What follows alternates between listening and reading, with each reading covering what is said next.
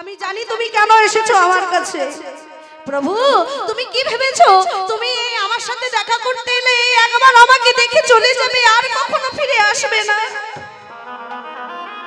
তুমি কি ভেবেছো এটা কি আমি একবারও জানতে পারবো না? প্রভু আমার বলছে না রে বাসু, সত্যি কথা বলছি আমি। প্রভু দাঁড়া, প্রভু তুমি তো জানো, প্রভু তুমি তো জানো যে ছোটবেলা থেকে আমি কখনো মা বাবাকে মা বাবা বলে ডাকি নাই। সেই ছোটবেলা থেকে শুধু তোমায় ভালোবেসেছি, তোমার নাম করেছি, তোমার সাথে থেকেছি। তাহলে প্রভু তুমি যদি আমাকে একটু ভালোবাসো তাহলে আমাকে আজকে আমি যা বলবো তোমাকে তাই করতে হবে, আর সেটা বলবার আগে তোমাকে 3 সত্য করে নিতে হবে। আর এই যে ভক্ত সঙ্গ করা, ভক্তির কথা আস্বাদন করা, এই ভক্ত কথা বলতে বাবা নবদ্বীপের এক ভক্ত। আর সে কে? সে হচ্ছে বাবা ভক্ত বাসুদেব ঘোষ। এই বাসুদেব ঘোষ বাবা গৌরহরির এমন অন্তরঙ্গ ভক্ত ছিল যে গৌরহরি যা যা লীলা করেছে ওই বাসুদেব ঘোষ কিন্তু নিজ চোখে দেখেছে। বাসুদেব ঘোষ নিজের চোখে দেখে নিজে কিন্তু লিখেছে লীলাগুলো, প্রত্যেকটি লীলা লিখে গেছে, গান লিখে গেছে। তাহলে কেমন ভক্ত যে গৌরহরি সব লীলা দেখেছে। এবার যেই না প্রভুর লীলা সম্পন্ন হলো, যখন প্রভু দেখছে আমার লীলা শেষ, এবার আমাকে নির্জনে চলে যেতে হবে, তা প্রভু কিন্তু একবার নীলাচলে গেছিল বাবা, মাঝে কিন্তু আরেকবার এসেছিল ওই বিষ্ণুপ্রিয়াকে দর্শন করবার জন্য। আর বিষ্ণুপ্রিয়াকে দেখবার পর যখন প্রভু নীলাচলে চলে যায় আর কিন্তু প্রভু ফিরে আসে নাই, ওই নীলাচলেই নিজে নির্জান দিয়েছে, নিজে নির্জান দিয়েছে। তাই যখন প্রভু স্থির করলো যে আমি আর থাকবো না, এবার আমার লীলা এখানে শেষ করতে হবে, মানে এই জগতে কলিকালে লীলা আমি এখানে শেষ করব, শেষ মুহূর্তে যখন বিষ্ণুপ্রিয়াকে দর্শন করতে এলে গৌরহরি এবার মনে মনে ভাবছে যাই তাহলে একবার আমি বাসুদেব ঘোষের সাথে দেখা করে আসি। এইদিকে বাসুদেব ঘোষ তিনি কিন্তু মনে মনে বুঝতে পারছে যে গৌরহরি আসবে আমার সাথে দেখা করতে, তারপরে যে গৌর চলে যাবে আর ফিরে আসবে না। তাই জন্য যখন প্রভু আসছে ওর দর্শনে, এইদিকে বাসুদেব ঘোষ আশ্রমে যত ভক্ত ছিল ওই ভক্ত সবাই ভক্তদেরকে বলছে ওরে তোরা কে কোথায় আছিস, তাড়াতাড়ি করে একটা 10 হাতের গর্ত খুঁড়ে রাখ, 10 হাতের গর্ত খুঁড়ে রাখ। তার শিষ্যরা বলছে গুরুদেব 10 হাতের গর্ত কি হবে? ওরে হবে রে হবে, তাড়াতাড়ি খোঁড়, খুব কাজ আছে, তাড়াতাড়ি তাড়াতাড়ি। এবার 10 হাতের গর্তটা খুঁড়ে রেখেছে।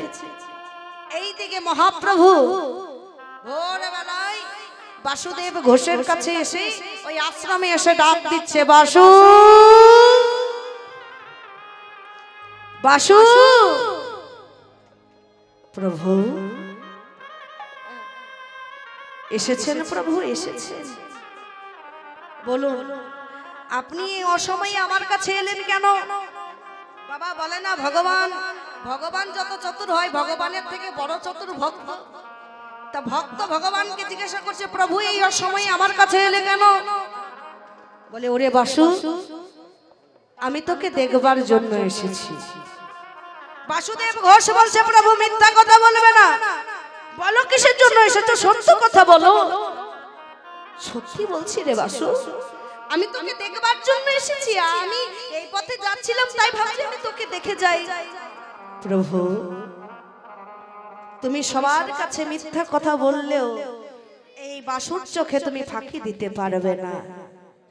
আমি জানি, আমি জানি তুমি কেন এসেছো আমার কাছে। প্রভু তুমি কি ভেবেছো তুমি আমার সাথে দেখা করতে এলে একবার আমাকে দেখে চলে যাবে আর কখনো ফিরে আসবে না? তুমি কি ভেবেছো এটা কি আমি একবারও জানতে পারবো না? প্রভু আমার বলছে না রে বাসু, সত্যি কথা বলছি আমি।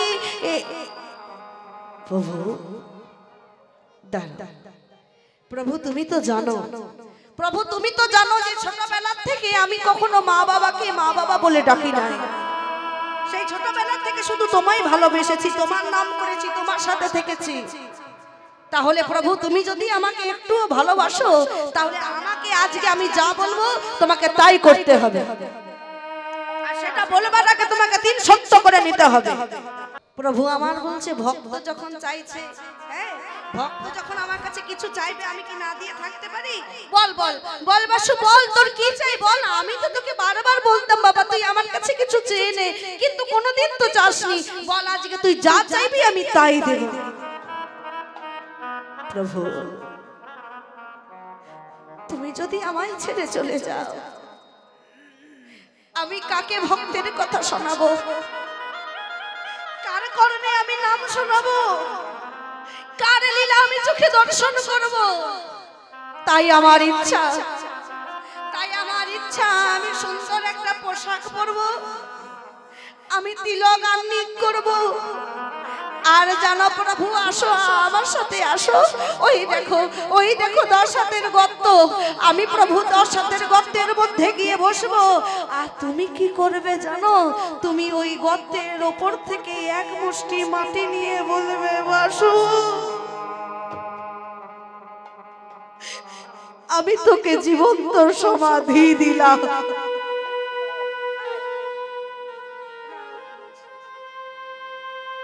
আমি তোকে জীবন্ত সমাধি দিলাম। বাসু বলছে বাবা বাবা তুই এটা কি চাইলি বাবা?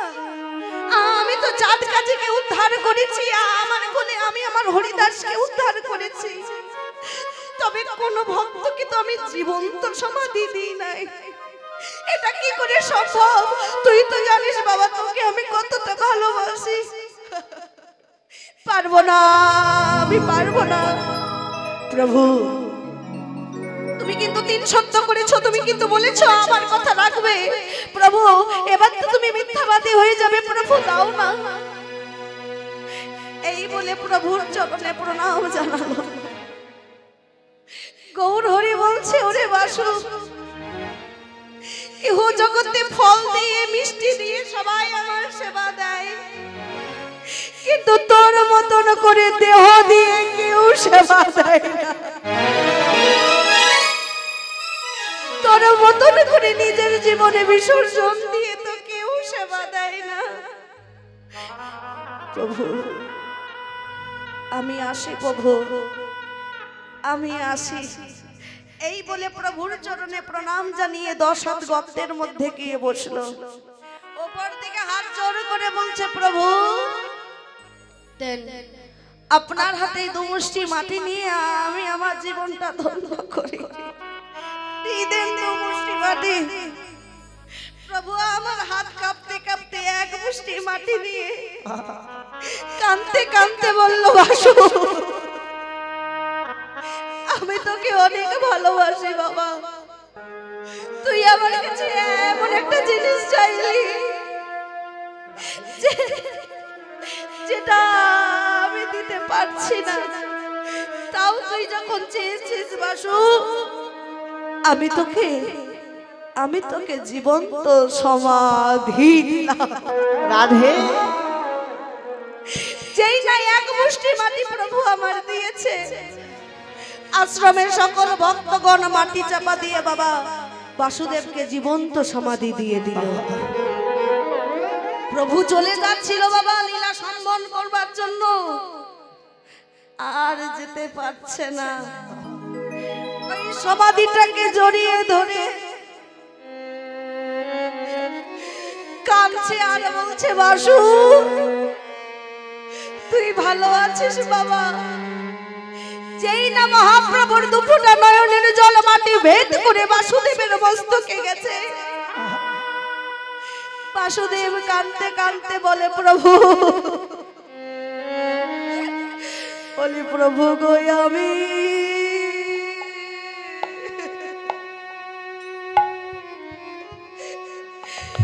প্রভু গো বড় ভালো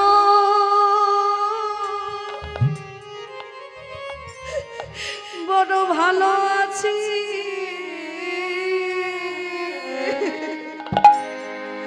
বলে প্রভু গো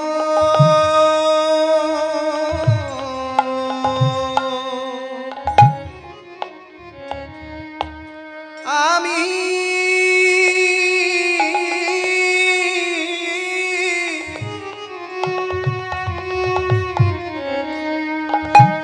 বড় ভালো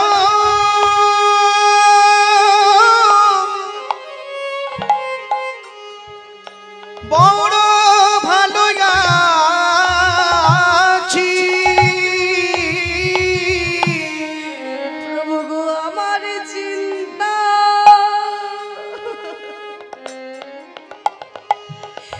আমার চিন্তা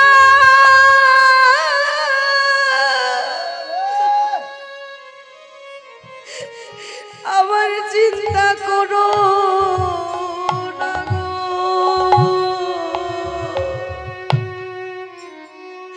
বলে প্রভু গো আমি বড়ই ভালো ভালোই আছি। ওগো আমার চিন্তা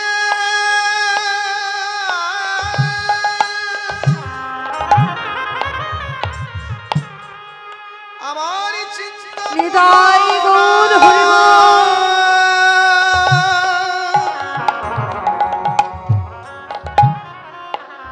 বলে প্রভু গো আমি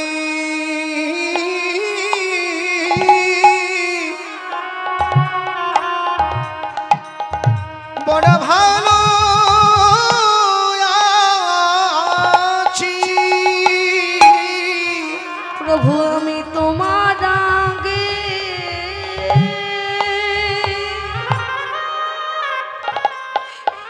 তোমার আগে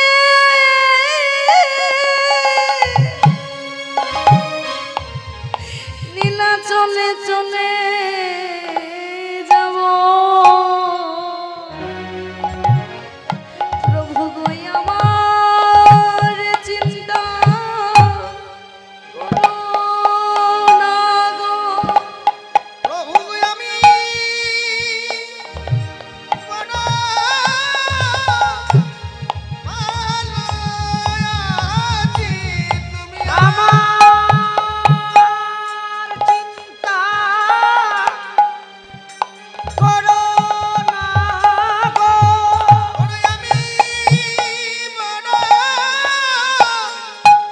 ভালো আছি না না না আমার চিন্তা করো না গো আমি বড়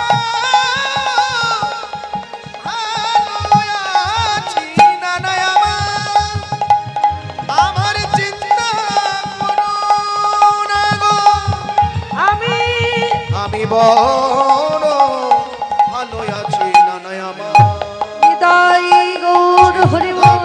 করো না গো আমি বড় ভালো আছি আমার চিন্তা করো না গো আমি বড় ভালো আছি আমার চিন্তা করো না বলো আমি বড় ভালো আছি আমার চিন্তা করো না গো আমি বড় ভালো আছি চিন্তা করো না গো আমি বড় ভালো আছি প্রভু গো আমি বড় বড় ভালো আছি